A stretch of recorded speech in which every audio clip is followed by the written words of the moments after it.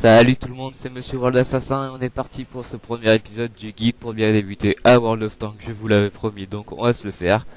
Non, la vidéo ne sera pas encore consacrée au IS, mais toutefois on y viendra un jour parce que je devrais parler des chars lourds, mais ce n'est pas le but pour l'instant. Toutefois, avant de commencer, je voudrais faire une grosse dédicace à une Prod qui a pris du temps et qui m'a fait une petite intro quand même assez sympathique. Alors non, le but d'aujourd'hui, c'est de parler des petits chars avec lesquels vous allez commencer. Donc moi j'ai choisi le MS-1 pour faire une petite présentation. Toutefois, vous n'allez pas commencer qu'avec lui, parce que ce char correspond seulement à l'URSS ou la Russie, selon ce que vous préférez. Il y aura aussi, comme vous pouvez le remarquer, le FT-17, qui correspondra à la France, avec lequel vous allez commencer. Toutefois, tout ce qui est ici, ne vous en occupez pas pour l'instant, on y reviendra plus tard. Alors, il y aura aussi le L-Tractor qui correspondra à la Russie, à l'Allemagne.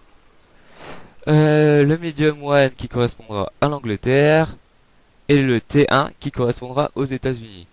Normalement, quand vous commencez le jeu, vous aurez ces 5 chars, ou 6 chars, parce qu'apparemment, il y aura une 6ème nation qui va bientôt arriver, qui sera la Chine. Je n'en sais vraiment pas plus, ce sera le but d'une nouvelle vidéo, je pense. Alors, déjà, le MS-1, c'est ce que j'ai choisi. Le MS-1 est composé d'équipements normalement, c'est normal. Les munitions ici présents, vous pouvez remarquer qu'il y a 3 types de munitions, ça sera le but d'une prochaine vidéo sur les équipements. Toutefois, ce qui nous intéresse aussi, c'est l'équipage. Donc là, vous pourrez remarquer le chef de char et le pilote du char, qui vont évoluer en même temps que votre char. Au fur et à mesure des batailles, le pilote et puis le chef de char vont évoluer.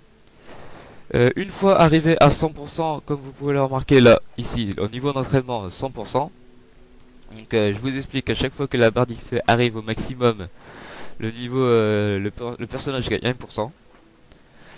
Cela vous permettra de débloquer une compétence qui permettra vraiment d'améliorer vos capacités avec le char, comme d'une réparation plus rapide si vous êtes touché, des coups plus rapides, une vitesse accélérée, etc., etc.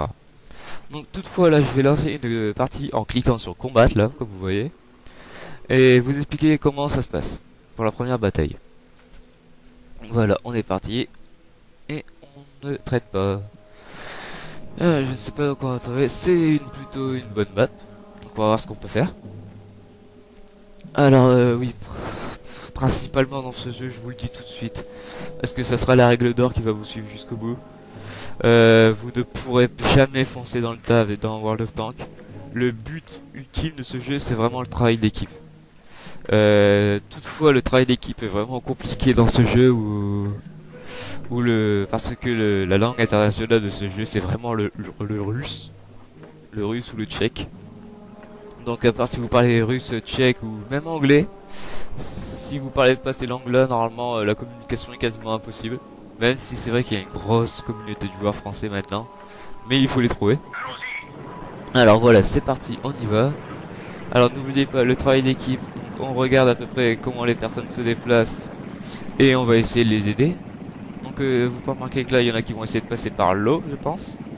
Vous pouvez voir en bas à droite la carte du monde. Où les points verts correspondent aux véhicules. Le gros drapeau vert correspond à notre base. Le drapeau rouge à l'ennemi. Donc le but de cette partie est de capturer le drapeau.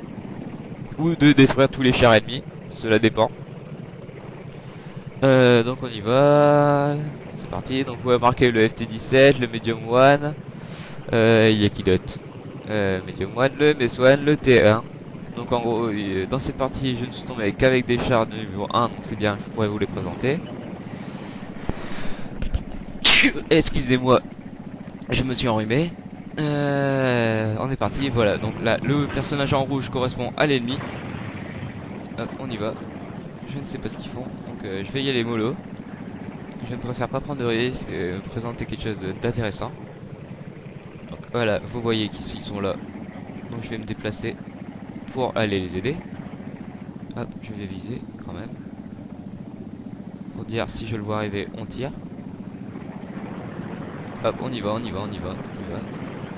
Hop, pour l'instant, ça joue très bien de l'autre côté, je suis content. Parce que je vous explique, j'ai fait quelques tests vidéo et sonores. je suis tombé que sur des parties de merde sans mentir. C'était vraiment de la merde. Donc là pour l'instant on y va, c'est content, il y a des bonnes parties.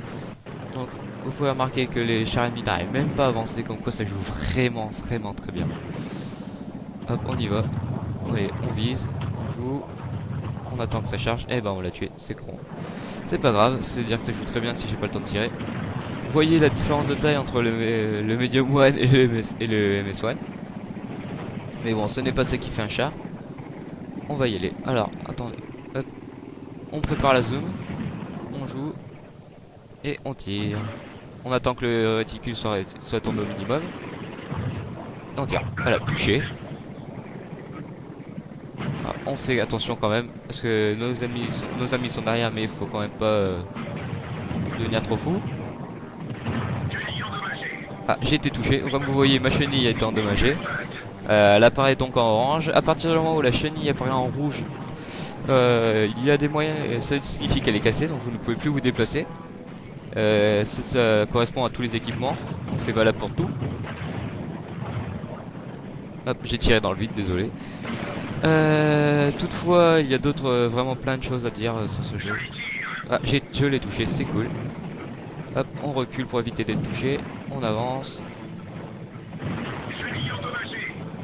On y va, on descend. Ma deuxième chenille a été touchée, donc j'ai vraiment intérêt à me méfier, parce que si je reprends un coup, normalement, je suis mort.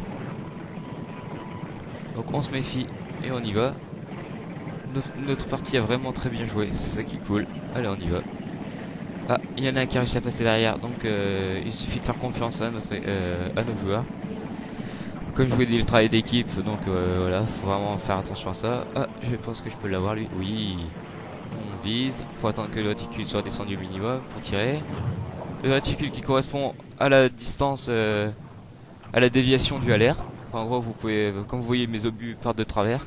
Ce n'est pas de ma faute, c'est vraiment le jeu qui veut ça, pour être plus réaliste. Voilà, j'arrive pas à l'avoir, c'est un truc de fou. Allez, on y va, regardez. Ce char n'est vraiment pas précis, c'est les chars du début, c'est normal. On peut vraiment rien y faire. Et puis lui qui se met devant. Donc ce n'est pas grave, on y va de toute façon, c'était plutôt intéressant, j'ai bien aimé. J'aurais préféré qu'on perde, vous voyez, dans un sens. Est-ce que au moins j'aurais pu présenter vraiment la maintenance de ce qui se passe dans ce genre de situation. Hop, on tire. Je l'ai eu. C'est cool. Ça au moins on aura fait un kill dans cette partie, c'est ça qui est cool. Allez, on avance et on va aller capturer la base ennemie. Oh, attendez, il y en a un autre là-bas. Je ne l'avais pas vu. Alors, je fais un clic droit. Toutefois, si cela vous intéresse, un clic droit pour une visée automatique, même si c'est beaucoup moins précis et que c'est pas vraiment efficace de rang. Et puis voilà, pour l'instant, je vous ai présenté le principal, donc la base ennemie, la base alliée, les principaux chars avec lesquels vous allez commencer. Donc là, pour l'instant, on y va, on va finir de capturer la base. Même si mon char est vraiment très lent pour l'instant. Comme vous voyez, la capture de la base ennemie en cours, cela apparaît en vert pour nous. Et si jamais il y a un char ennemi qui venait à arriver sur notre base, le trait apparaîtra en rouge. Et la victoire sera à nous à partir du moment où la base sera capturée à 100%. Donc là pour l'instant on y va, vous voyez que mon équipe a quasiment pas perdu de joueurs. Sauf 3. C'est malheureux, je sais.